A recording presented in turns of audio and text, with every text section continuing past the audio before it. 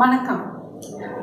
இன்றைய சாந்தி சமையல்ல கத்திரிக்காய் முருங்கைக்காய் புளி குழம்பு எப்படி செய்யறதுன்னு பார்க்க போறோம்.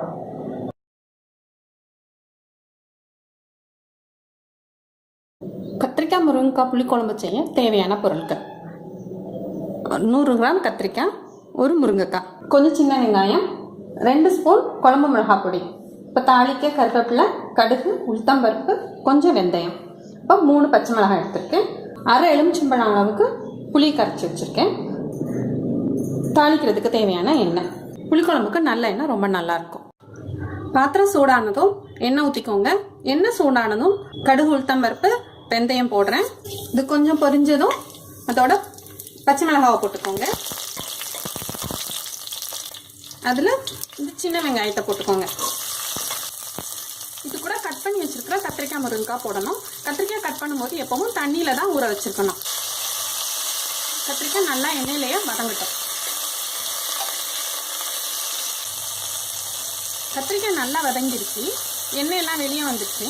இப்போ நம்ம இதோட காரத்துக்குன்னு குழம்பு பொடி போட்டுக்கலாம். உப்பு போட்டுக்கலாம்.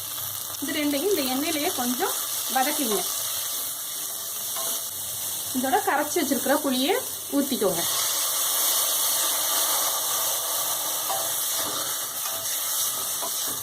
இல்லை, இப்போ கருவேப்பிலை தூவிக்கோங்க.